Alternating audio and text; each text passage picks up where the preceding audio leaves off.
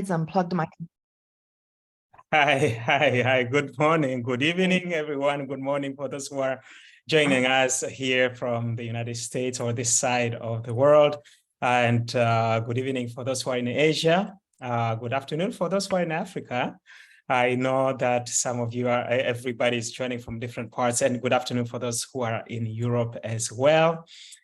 Today is a special day. We are here with Dr. Maria Lahman. Today we have an exciting topic. We'll be having a conversation on research ethics. And I want to welcome back those who attended the last two sessions. Today is the third session. And we have the fourth one coming up a month from now. I shall communicate with you probably a week or so before the session itself.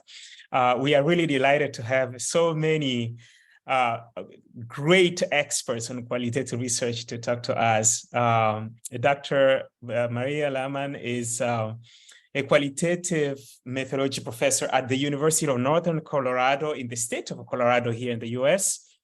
Her research emphasis areas include the enhancement of ethical and culturally responsive qualitative research and aesthetic research representation. I must say that when it comes to ethics in qualitative research, we cannot really leave culture out.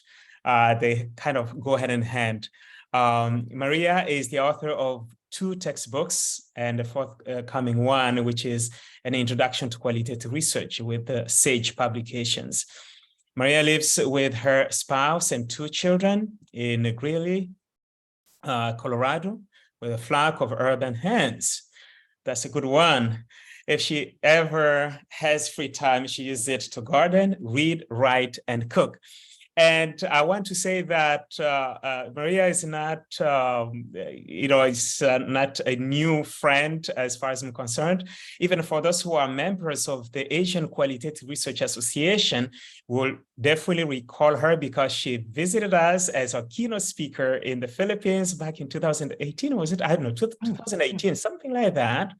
Either 2018 or 2019. No, it was 2019, I think, because that was my last conference in the Philippines before I moved out. So I know it was in 2019. So she traveled all the way there from Colorado to the Philippines to be the keynote speaker at the Qualitative Research Conference there. That's where we first met.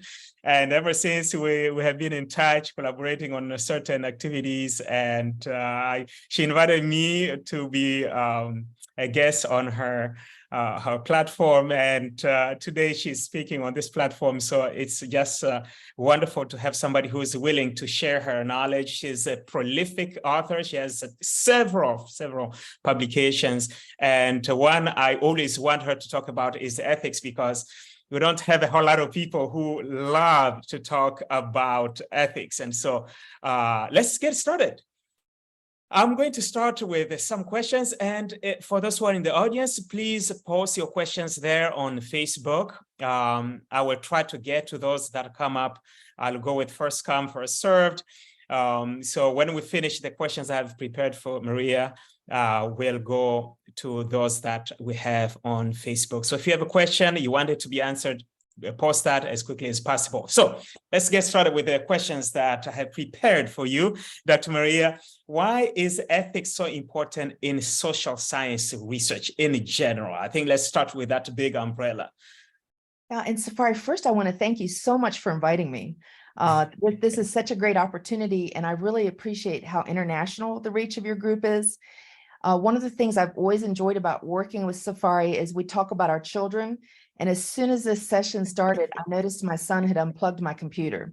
So that's why I had to black out, scramble around, get mom plugged back in. And so now I'm all set. Best plans laid. You never know what your kids are going to do. So anyways, so moving on to the idea of ethics. I really got very formally involved with research ethics through what the US calls the IRB. But in this session, we'll think of it as the Research Ethics Board, because of course the IRB, I've always thought very oddly, is missing the word ethics. So we'll think of it more like REB. And the reason I did that is When I came to my university, the specialty on the research ethics board was quantitative. And so people were really checking your research and acting like if it was qualitative, maybe it wasn't ethical. And so we needed more insight. And they immediately said, okay, great, here's someone that will do that, because they needed working hands. And I moved maybe, I want to say my second year, to being one of the chairs of the research ethics board, which usually doesn't happen. So I was able to be at the background and also as someone submitting my research. The very first thing I ever submitted as a professor was a study of kindergarten culture, and you had just talked about culture. And one of the reviewers said, "What is culture in kindergarten? Drinking drinking Kool-Aid out of a wine glass?" And I thought, uh-oh, we've got an uphill road here. However, I think the important piece for me is we need to always turn that around and know I need to be part of this community, because what is so important about it is there is so much power in research. And so we have this huge history of unethical research. There's been a little debate in the literature, do we always need to kind of recycle that history?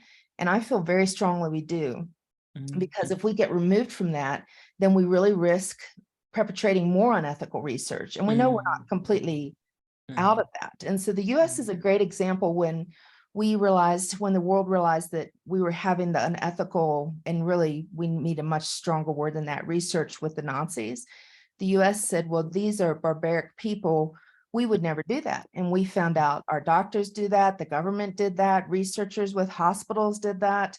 And so this is not something that anybody as a human with power is unfortunately removed from. And so even if we're doing the most benign research, when we take on that mantle of researcher, there's so much power with that. That's why it's so important. And the amazing thing about research is it's still every day. If you go and say to someone, would you do this in-depth study with me? Every day I'm amazed that people will say yes. And you think, why would they do that? They're not even necessarily getting any money or anything. So it's just a really amazing and fascinating area. Yeah.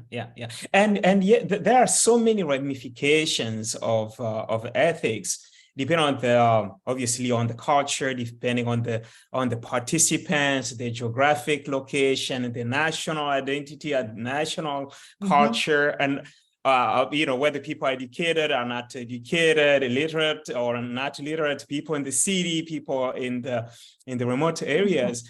That it's something that people should not get to the level of just writing, okay, this is what I'm going to do. I'm going to just remove the names and that's it. Now you can approve my ethics review application, the board application. We really have to put a lot of thought in this from what you have just said. Yeah. Okay, let's zero on qualitative research. Why should we especially care about ethics in the qualitative research? We have just looked at the bigger picture, but now zeroing in on qualitative research, I always feel like it's a lot more serious with qualitative research than, let's say, quantitative research. Yeah, and so we know with certain kinds of quantitative research, people could literally have their body physically hurt. So we have that. But when we move to qualitative, definitely qualitative research has historically and could potentially have psychological ramifications. Then the other thing that's really fascinating about it is we have the research design of in-depth interview with one person. And so when we do an in-depth interview with one person and report on one person, that becomes the most identifiable type of person in the research. And so I think, so picture now we're interviewing someone about a vulnerable topic, one person, and we do a case of one. This is someone that can almost be completely identifiable. And it's interesting, we're starting to have groups that want us to be able to completely access their data. So in the United States, some of the federal organizations, if you receive a grant, you have to completely access the data. So I think they're going to need to put out some examples for qualitative of what they consider a confidential transcript that you would put up. Because for example, the example I always give is one time, one of my students was studying a Taiwanese USA provost, And so in my mind, that was probably just a couple people in the whole country. Now, we said that our responsibility was to say to the provost, you know, you'll be identifiable. And he said, well, he didn't care. But this person becomes completely identifiable. So what did he do? Pull the demographic that's so important, that he's Taiwanese. It was huge that he had come from Taiwan and was now at the rank of provost. So it's just a really fascinating area. You know, that relates to one of the issues that we find in, for example, direct quotes. You know, you have just mentioned one area where we, you know, where we have breaking the rules. Basically, we're breaking the rules of confidentiality and so on, where the person actually decides to reveal his or her own identity. But there are issues that come with the direct quote, which we'll come back to. But I wanted you to share a little bit more about the proximity that we have with qualitative research participants. That may not necessarily be the relationship that we have when we are administering, for example, a survey in a qualitative research. We spend quite some time interacting with a person, which raises a little bit more the potential for ethical problems than when I ask somebody, you know, fill up this form, it'll take 10 minutes, this survey, it will take 10 minutes. And after 10 minutes, put it in the brown envelope. That's what we always say. And then you just leave, and I'm going to leave the room. You know, I don't have to be here. Can you address that a little bit more? How we should plan for this as we plan our qualitative research? Yeah, and let's maybe move from the example of an interview. So the dominant form of qualitative is what we think of as a one-shot interview. And so we could have a whole nother discussion on whether that should be the dominant form. But let's say I was going to do a on-site case study or an ethnography. I had an early example where I would keep being at this elementary school, and I would run into colleagues from the university whose children were there, and they'd say, oh, are you, they knew I didn't supervise student teachers. They would say, oh, are you here for this or that? And I'd say, no. And then after about a month, one said, I know why you're here. And so I was there to do research. And so I don't have, I didn't have the right, because of confidentiality, to say, oh, I'm doing an ethnography in the first grade class, because the school was going to be anonymous and the children were going to have pseudonyms and such. But as educated other researchers, they started to realize that, well, then I also had a colleague's child in the class. So you get these kind of layered situations. And fortunately, in that case, there was nothing sensitive that occurred. But we all know when you're in a classroom, there could have been something sensitive that occurred that a parent might have thought, ooh, I'm not super comfortable to have a colleague in that class. So it brings up a lot of things at that level. And then when you do in-person research with adults, let's say you were going to a study, a lot of my students have studied recreation centers, for example. There's all sorts of boundary crossing that you have to think about, like where do you draw the line at? I had a situation where I presented myself to 4 different kindergarten teachers in the same way, and I was studying all their classes the same year. And I thought, how interesting, they all kind of interpreted me differently. And so you have to be really clear, and it's good to get other people to check on the way you introduce yourself. So I said, I wanted to participate fully. So I said, you can have me do anything in the classroom. I can run reading groups, clean, whatever, as long as I'm around children. Because I'm a former kindergarten teacher, and I didn't want to be at the office making copies or doing a bulletin board. I needed to be around the kids. Well, one teacher was new, and she definitely interpreted me as like a teacher supervisor. And so we had a very different relationship. And so I would almost kind of dress down, like below the level she dressed at. Whereas if I had gone in my teacher supervisor role, I would have worn very high level clothes. So there's just, you want to be more casual, share your power, and then think very clearly about what kind of boundaries you need to draw. Because for some adults I've supervised, even one of them met his wife at a research site. in my opinion, the second you want to date someone at a research site, you stop researching them. Yeah, So, yeah. you know, so that's my opinion on that. But there's a lot of discussion in the sociological ethics research that doesn't agree with me. That's my personal opinion. Thank you so much, Dr. Maria. You have pointed at a number of issues there that lead me to think about creativity, and we promote creativity a lot in qualitative research because we'll always come across certain things that were never probably in the textbooks. That you really have to be creative in addressing the ethics. For example, for you in your case, you had to kind of blend in with the student, with the teacher, so that students, you know, can be familiar with you. I just discovered, I just had the similar experience a few months ago. I was collecting data in the Philippines. This is a massive study I'm working on, and I wanted to observe. And observing in the Philippines, it means I'll be the only Black person in the class. Even if I say I'll be silent observation, the fact that there's one person here who's a total stranger, it will alter people's behaviors. So I was trying to find out, I had a plan that I was going to observe, but when time came to collect the data, and that's the beauty of qualitative research, I can change certain things on the way. I said, you know what? I think I'm going to request. I discovered that a number of the professors that I wanted to observe, they had taught on Zoom or Google Meet or something. Yes. They had the recordings of their lessons. Such a good idea.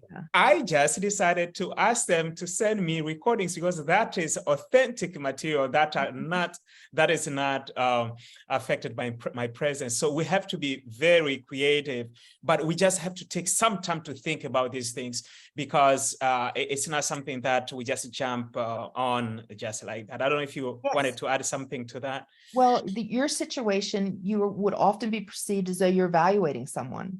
So when you come in that way, you also don't fit the racial ethnic profile they're used to. It seemed like, who is this? Is someone evaluating? And so if you had the time, which I know you didn't, you would stay for weeks, which is why ethnography kind of ends up being the hallmark. But people would settle down, we believe, to their more typical behavior, but it still would be altered.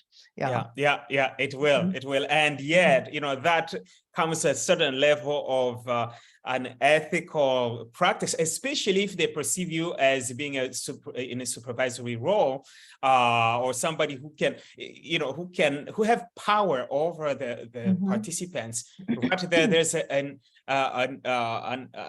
unintentional coercion, and that is not ethical when we look at it. Okay, let's go to that. The other thing you brought up there, we could just talk about briefly, is technology. So technology has just brought such new dimensions to our research, and so it brings its own set of ethical issues. I'll go around and drop in this conversation after we talk. AOIR's, I won't get the full acronyms, ethical outline. It's excellent. And so it was a grassroots movement early when we started to do more in the internet, and it helps guide people through choices specifically for technology.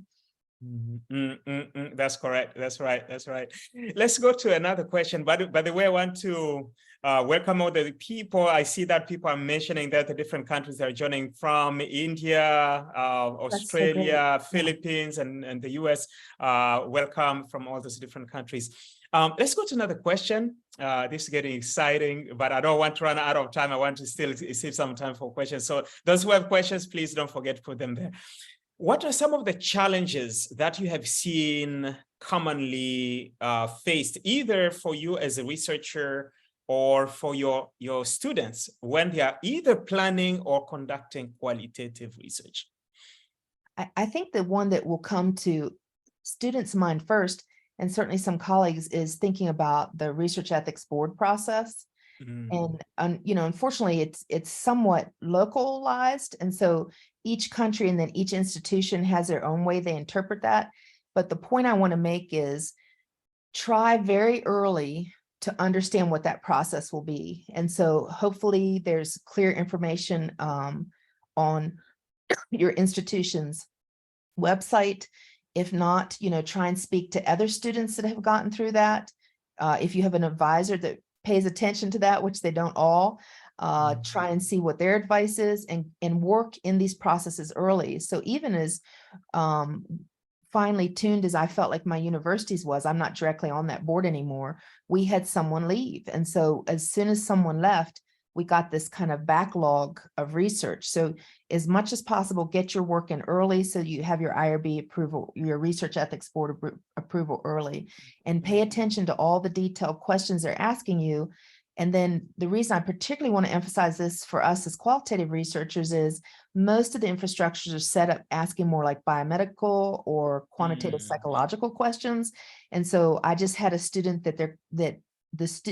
it's a dissertation, it's an incredible dissertation, but the research participant after the first in-depth interview will choose, do they want to do a mobile photo interview? So they would take photos of their campus and then walk around with the researcher discussing it, a beautiful methodology, or a collage, or create research poetry. So you can see for the IRB, well, what are these three avenues? Everyone needed a set of directions that the IRB could see what it is. And so the student did very clear work early days and got the research ethics board approval pretty quick. So I think that's the first one. But related to that, I think the issue we have then is a novice or an early career researcher feels like, okay, research ethics is done. And once we get our research ethics board approval, it has only started, because half the time we'll pretend I'm not being recorded. I'm very glad people don't know what actually goes on in the field, because when you go in the field, you cannot anticipate everything that's going to happen. A great example, a student told me, he doesn't think of himself as a very old man, but he was interviewing an 18-year-old. And when he got there, she had had a car wreck. And she cried on his shoulder, did not know where any of her paperwork was for her car. He got it all out, handled all her insurance. Well, when they were done, certainly she didn't want to do an interview. So he left, but she was so grateful. She did a follow-up interview. Well, nobody has covered that in research ethics, how to handle when you arrive and your students had a car wreck. So the humanity of it is foreshadowed. That always takes the front. I love his story because it's such a good example and it had a good outcome. But then he had an amazing interview because she was so appreciative.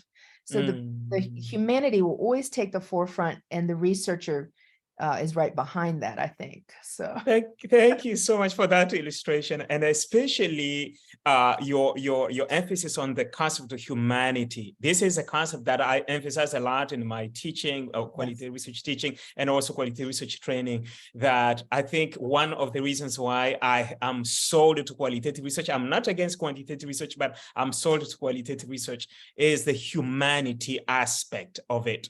It makes us much more humans. It requires us to be much more human than what is expected of us from quantitative research. And so as a human, as a good human being, what would I do? That has to always be part of us when we're conducting research, when we are planning research study. What is the most humanizing practice that I can use in this specific context? Very, very well done. The other thing that I wanted to add here is, especially for students who are applying for ethics review board, a number of times that I have seen, right now my job, part of my job is to help students with the research, doctoral students with the research, and that is having things in mind but not written on paper. If they would talk about it, they can actually talk about it, but when you look at their application, these things are not there. And what I always tell students is that anything that you think about, please put it there, because the people who are the committee that's going to read your work don't have access to what you're thinking about unless you put it in writing. Yeah, kind of the test for that is someone that doesn't even know you should be able to pick up that application and go and do your study. And so to keep checking, is that information actually there? And you're exactly right, it often isn't. Yes. What would you say, this is a follow-up question, what would you say about an institution, let's say university, that has no ethics review board? What recommendation can you make for that university? Because I know some. I was pleasantly surprised, not pleasantly surprised. I was surprised. I was shocked. But what recommendation can you make for such universities? Yeah, and I'll probably give you too long of an answer. So for the forthcoming textbook, I was updating the ethics section, and the US federal government keeps a list of all the countries that have an ethics board, and it has increased dramatically since I wrote the initial text on research ethics, which I think is a 2018. The piece, kind of the sub piece that we can't solve here that I don't particularly like about it is sometimes the ethics board concept feels like it's a type of colonization, in the sense that it's a Western way of thinking about ethics. And you know, my work looks heavily at culturally responsive. In fact, the ethics textbook is trying to look at cultural responsivity. And so all countries have the way they think about ethics.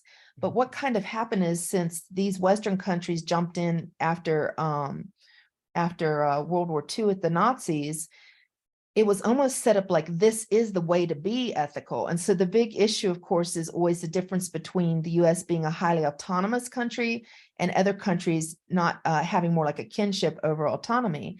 And so I always worry that one set of ethics is seen as superior then. And I think other countries adopt this for two reasons. We have this training mechanism already.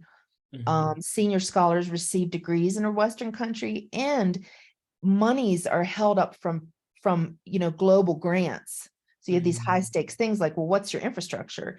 And so I just always want to be clear that local ethics, I think, are paramount over Western senses of autonomy. And so somehow if we could create like a blended research ethics board, I think that's the best idea. Anyways, back to what did you actually ask me, Safari? Good grief. Thank you so much for clarifying I don't that. think I fully And it is true that, as you said, each country will have their own practice of ethics. I know I what don't you think said. Yeah. I don't think that ethics is necessarily a Western concept. Although the interpretation or the application of the acceptable ethical practices may vary from one country to another, and that's the next question I had for you. How do you deal with this? What challenges do we face? What are the common issues when we are conducting a study in different countries than our own country? Although the ethical expectations may be different, but we still, ethics is ethics, no matter where we are. Yes, absolutely. I remember in the study that I'm completing now, that you know how here in the US we say that if I'm recruiting somebody and that person has the power to give consent, I just go straight to that person if I got already the permission from the institution and everything. But I discovered something that I learned in the Philippines. It's good to go with somebody who's in supervisory role who will actually choose the participants. I had to go with that. And I reported that. I reported that in my report that, hey, this is the culturally acceptable way of recruiting. I did not initially, I planned to do it the Western way, but no, the Western way was not acceptable. I had to go through this. And I found that everybody was happy that they were invited by their supervisor or the vice president for research, the director of research. And at first it was uncomfortable, but I found that that's how it worked. And I have to go with that. So can you expand on that a little bit? Yeah, and I don't think I answered your direct question. So if you don't have a research ethics board process, and we've even had this here with the local community college, they didn't have it necessarily set up. I would look to see specifically for a consent form, what the components of consent are. So for example, let's say you're an independent researcher in the United States, you don't technically have to follow the research ethics board because you don't receive federal money. But I would look at the components of the consent form. They're online, accessible in many, many places, and follow those, because when you go to publish, even if you're an ethical researcher, if you don't have that material documented between you and the research participants, when you go to publish your research articles, your research books, those kinds of things, you'll get pushback that you need to have documented that you established that ethical relationship. So even if even like, let's say I have a student that says, well, I'm going back to be a professor in my country and we don't have a process for this. One thing you could do is be a leader in setting that up, because you're going to be the most recently trained person, but then also you can still follow it on your own. There's no reason that you can't just establish that document trail, I guess. But yes, and that's where one of the biggest ones we have is some countries do not sign consent forms. And I think a lot of that comes from kind of this patriarchal, litigious society where people will litigate. And so it's the university kind of protecting itself. And so we'll have situations where students will explain to me, I had it in US punk music culture where they said, hey man, you're my friend. Why am I signing this thing? So it made them worried. And I had this in other countries where they said, are you part of the CIA? Why would I ever sign this? You know? And so they had to kind of have a discussion around that. And so fortunately, most universities have follow-up ways that you can do a recorded consent or a witnessed consent. And I've written quite a bit about different levels of that. The US, even though we're very used to signing a consent, has some cultures where religiously they don't sign forms like that. And so we had always had this kind of process that you could get consent in other ways. Witness consent ideally would be witnessed if it was something about stigmatizing or illegal, like let's say you're interviewing undocumented people. Ideally, it would be witnessed by another person from the research population, because the more researchers that witness it, the more people know that the person is in an area that's illegal. So it's very sensitive. Wow. And so I think at this point, the bottom line that we can get from all these great illustrations you have given us and, you know, personal experiences that you've had, we really have to go and abide by the ethical practices of the country, of the context where we are, because they will vary. I can relate to some of the things you have said. You know, somebody said, I remember I was conducting this study in another country, it was in Africa, and I was trying to read this. It was in a phone interview. I said, I'm going to get your consent. As soon as I started reading the informed consent statement, I said, don't waste my time. Let's go to the real thing. Yes. I said, so in the end, I just said, okay, I just summarize it. I say, you give, you know, consent and voluntary participation. I say, yes, I do. And then we started that. So, you know, we should be flexible. As long as we are not compromising the ethical practices or ethical expectations or ethical standards of the context where we are conducting this study. I think that's the bottom line. Yes, please go ahead. Well, and a great example, one of my specialty areas is children. And so, for example, I think in my research career, we changed the language with children where you ask the child first in the United States. You say, your parents said that you can be in this study, but do you want to be? So see, the child can say they don't want to be. And so when you look at, when you said Africa, it made me think about this. When you look at certain countries, and one of them I had read about was an African country, you would ask an elder, and the concept, when they would say, well, we need to ask the child, the concept was kind of like there wasn't a good communication. Like, I don't understand that. And so I think you want to stay with the spirit of that. So let's say the child's parent or some elder around them says they can be in the study, then you would be with the spirit of that. If you realize this kid really doesn't want to be in this study, there's no reason you have to research them. So you can stay with the spirit of what the research ethics board is, because if you were an African student at a US university, you do have to follow, there's policies. So you're kind of caught between these two worlds. So I think I always advise the students, stay with the spirit of it to the extent you can, understanding the local culture, and never, you know, we're never looking down on a local culture. Everybody has their own way of thinking through ethical issues that I do agree fundamentally are the same at the core. Thank you. Thank you so much. Let's go to another question. Removing, and I had kind of made reference to this earlier, removing participants' names for privacy or confidentiality is not enough in qualitative research. Readers can still guess the identity of the participants. What else should we do in this case? Yeah, and you know, a related issue that could almost be more problematic is misattribution. So the person thinks they know who it is, or what university it is, and they're wrong. Yeah. I had that once where I was at a defense thinking that the data had been collected at my university. I just had this assumption from something. And then one of the faculty said to me, sideways, Maria, it's not our university. And I thought, oh, I was totally and I shouldn't have known what the university was anyways. I was just doing misattribution out of a habit, I guess. And so we do that. And one time I was teaching a narrative class, and we do a end of the semester research evening where everybody presents. And so the students had each studied one student, and they were presenting about these students' experiences. And one of the administrators at the presentation said, I recognized each and every one. Well, first off, I don't know why they said that, but then secondly, there's no way they could have. So I think there was some misattribution because each student, their story had specific things, but we had worked hard to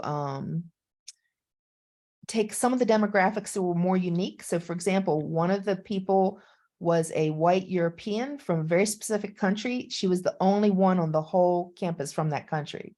And so we took that demographic and we changed and said that she was European. We didn't say the name of that country. Now, in the methodology section of the paper, we put some people's specific country of origin. This study was about international students, is not mentioned due to confidentiality issues. So you can always take the demographic and broaden it out or aggregate it. But I agree, it can become where you're feeling a little concerned about it because the data is so rich, so you don't want to lose richness of the data. Yet, if the student is in this example with students, if they're in a situation where they're talking about their advisor or something in a research study, that's problematic. And so I think the best thing to do is always go check and see, do they understand that they are possibly identifiable? Do they have any of the data that they're concerned about? And so it's kind of a process ethics. In my work, I talk about having a relational process ethics where it's not one and done, but you check back at different points. And then ultimately, you can ask them if they'd like to use their real name. Because if there is something that isn't too sensitive, some people, particularly from certain cultures, really prefer to use their own name because they feel like their story is part of who they are. Yeah. Now on that last one, I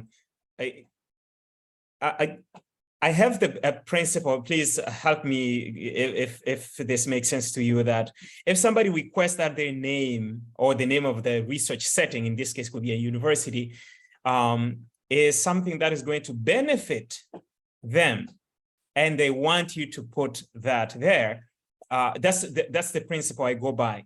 If it is something that's going to empower the participant or the research, their setting, it's not something that's going to cause them harm. And by doing that, I'm not going to compromise the trustworthiness of my study.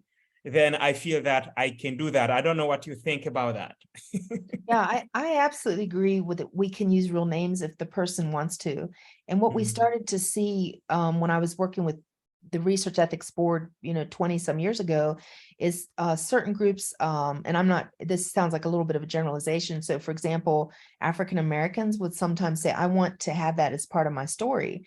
And so there wasn't this kind of white litigation, always worrying about everything sense. It was more like, this is my story. And so you don't want to be in a position where you're taking someone's story and they can't use their actual name.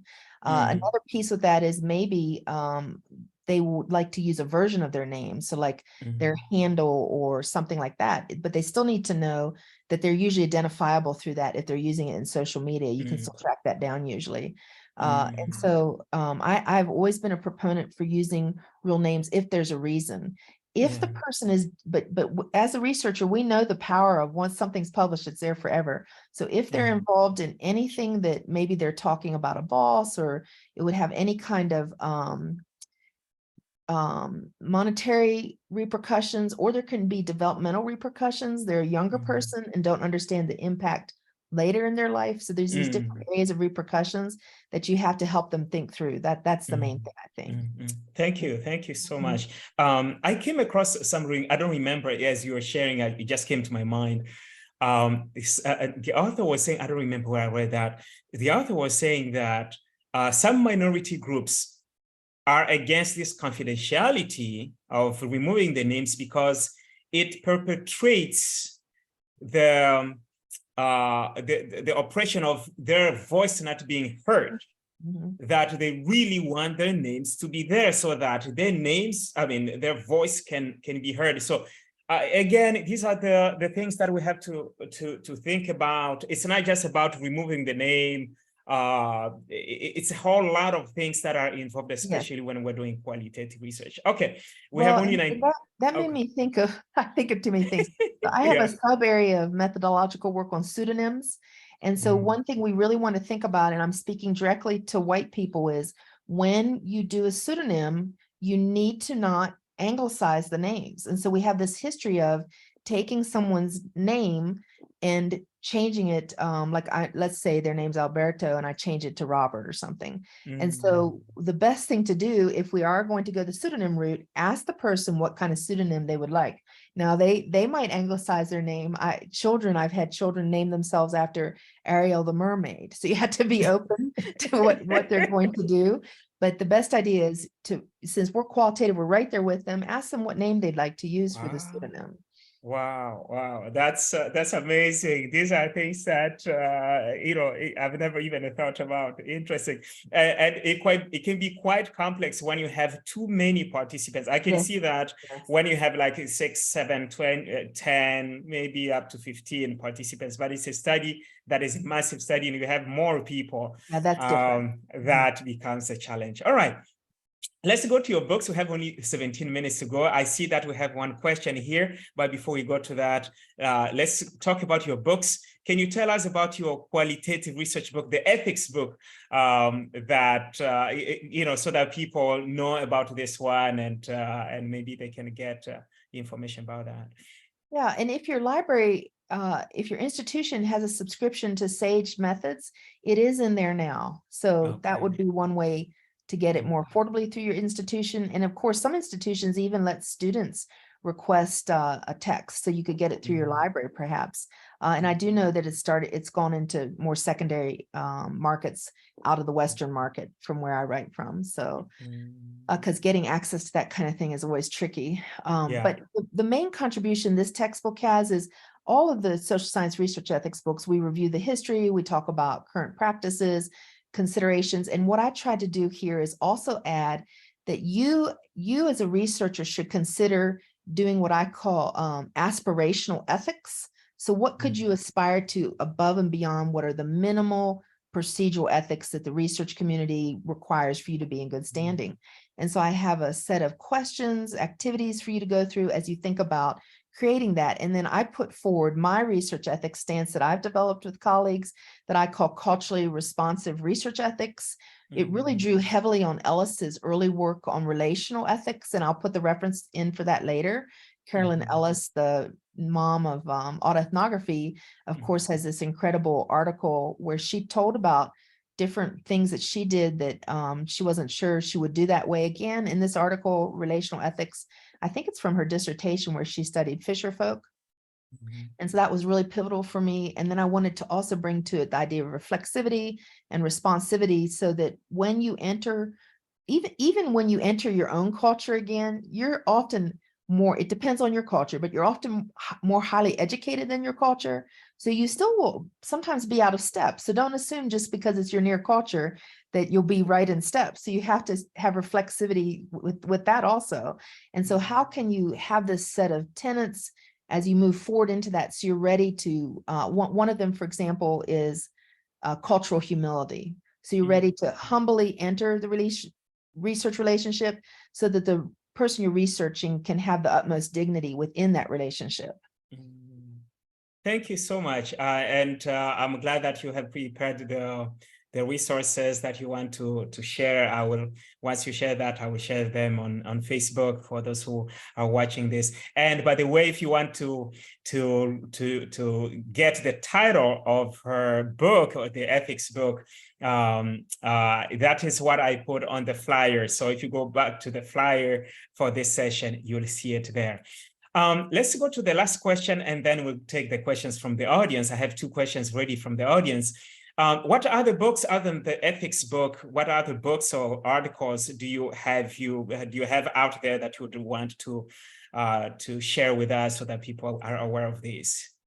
Yeah, so I think maybe a year ago had a text come out on writing qualitative research. And so it covers all areas of writing, from dissertations to articles to the really creative forms like poetry and autoethnography. And so I know this is still in a massive Western market. In my own Facebook group, I'm going to start delivering some talks on that. And I'd be glad to come back here someday down the road and do that also.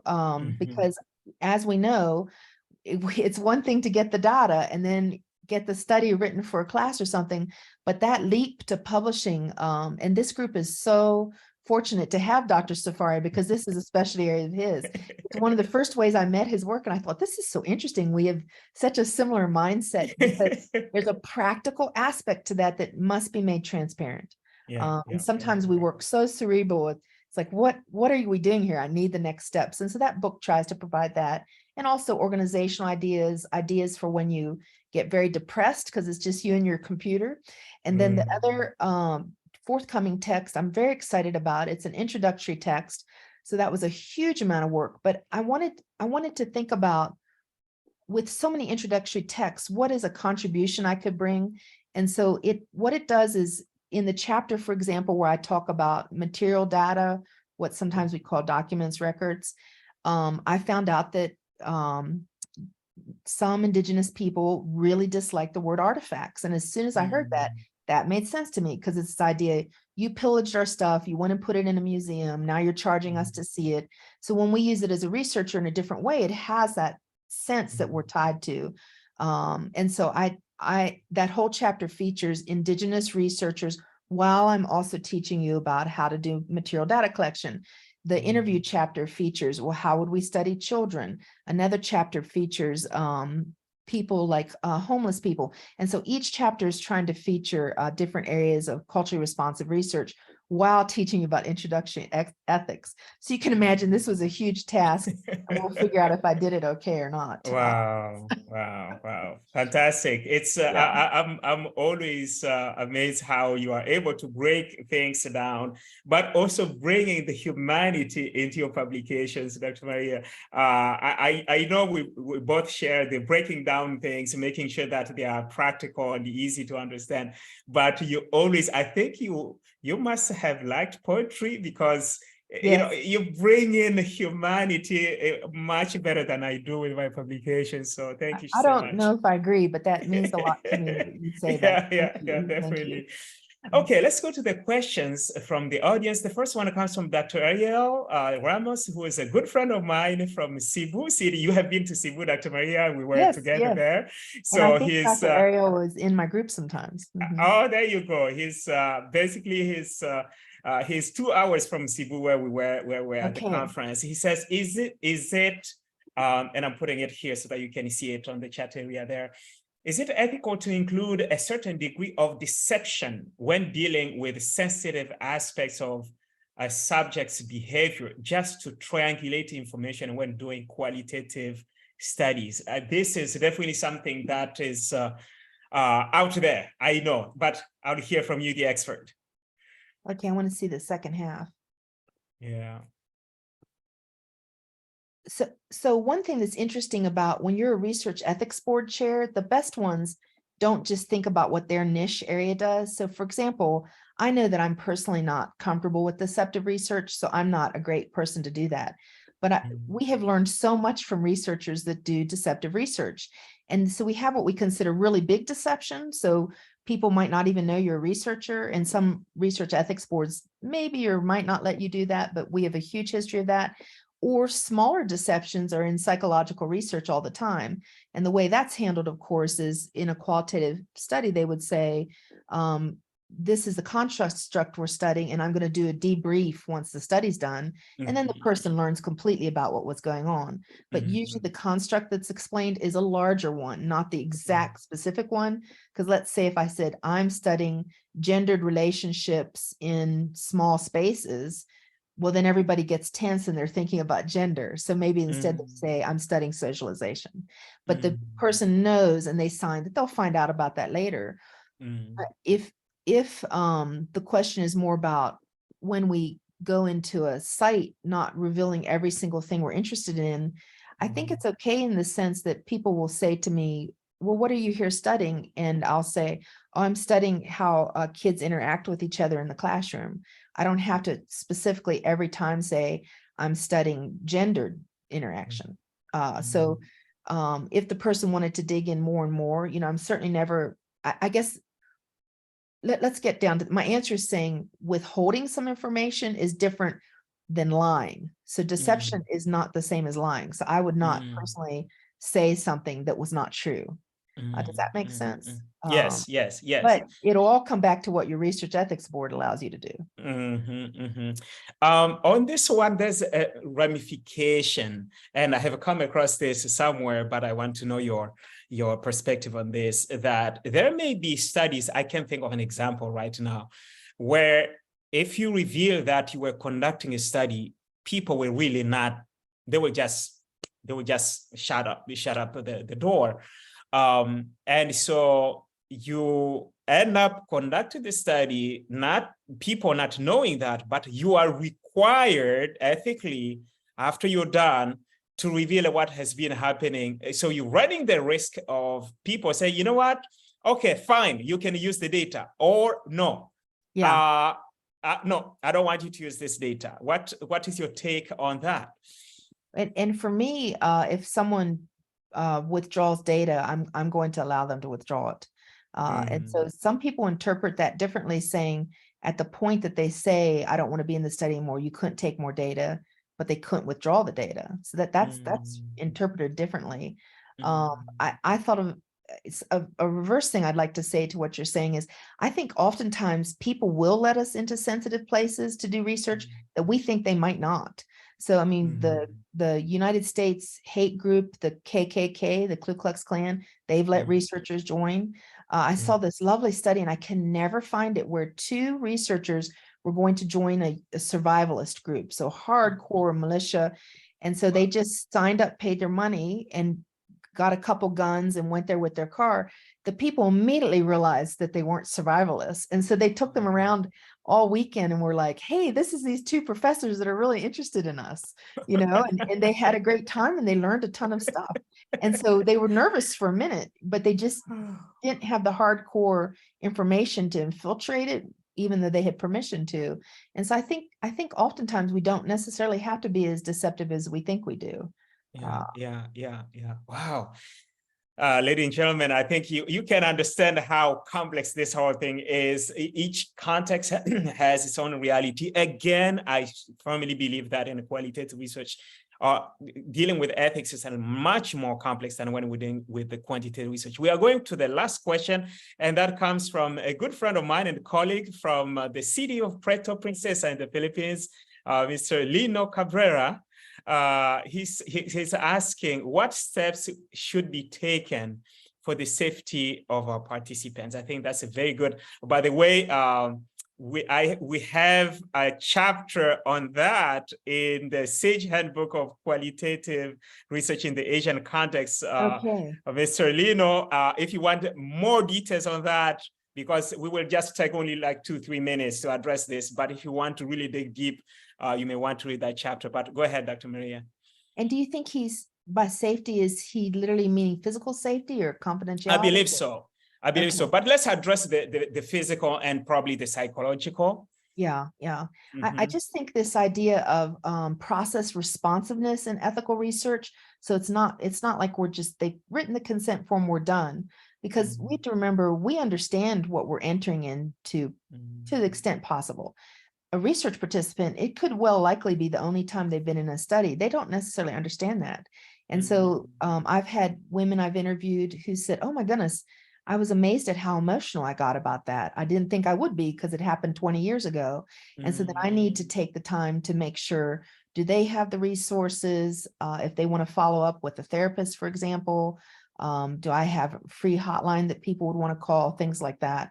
And so you want those types of things established ahead of time and not be bumbling around about that. So usually we would ask that if you're going to do a sensitive area, that you have different hotlines and groups set up that you could share if you realize that someone's having emotional distress. And then I'm fortunate, I don't do a lot of research where the person could have physical distress. I think about it a little bit on the researcher side, because sometimes the researcher is going into spaces that I worry, like, are they completely safe? And so from the researcher, you can always take compatriot with you. So someone else can go with you, which is really helpful. But on the research side, that kind of research is so important, but I don't have as much experience with it. Well, thank you so much, Dr. Maria, for sharing all this information with us. We have learned so much. I have personally learned a lot, and I want to thank the audience for being with us today. But just so that people know, the book I was referring to, this is the book that was published last year. And if your library doesn't have a copy, please get a copy. It covers a lot of the issues that you may want to know about quality research, especially those who are in Asia. Even those who are outside of Asia, there's a lot of things here that you can learn from. You won't regret that. But I hope for our audience, you were able to pick up a number of practical strategies. Basically, the bottom line we are talking about here, let's not just stick only to what is in the guidelines, the procedures of the university, or what we read in the textbook. That's a good start, but let's go beyond that when it comes to qualitative research ethics, because we will usually come across certain things that were never taught in the qualitative research class, things that you have never read about, and you have to take the decision. And again, I love, and I'm going to give you your concluding thought, Dr. Maria. I love what Dr. Maria said, that humanity, we should be driven by humanity. What is the most human thing to do? The right human thing to do, because there are also bad things humans do, but what is the right human, the best human action to do in this case, and let that drive what you are doing. Dr. Maria, your closing statement. Well, 2 practical points. If you have a question when you're watching this later, I'll circle back. I'm part of this group and try and answer through there, and I know Dr. Safari will also. And then I'm going to ask Dr. Safari to post his reference. He has an article on ethics that is very helpful. And so sometimes these more distilled versions are easier to consume. And then just a reminder that when we're thinking about entering the research relationship with humility and to enhance the dignity, what is dignity for one person is different for another. So when in doubt, ask the research participants themselves or people around them from their direct culture. And so when in doubt, ask them and don't assume that we necessarily know. So thank you so much for asking me to be here today. Thank you, Dr. Maria. Again, we will have other sessions coming up in the months to come. This is not, I don't have like a regular every 2 weeks or every month. When I have time and I have somebody who has really a good topic, that's when we have that. So watch out for the next one. It will be at the beginning of July, but I shall post it here.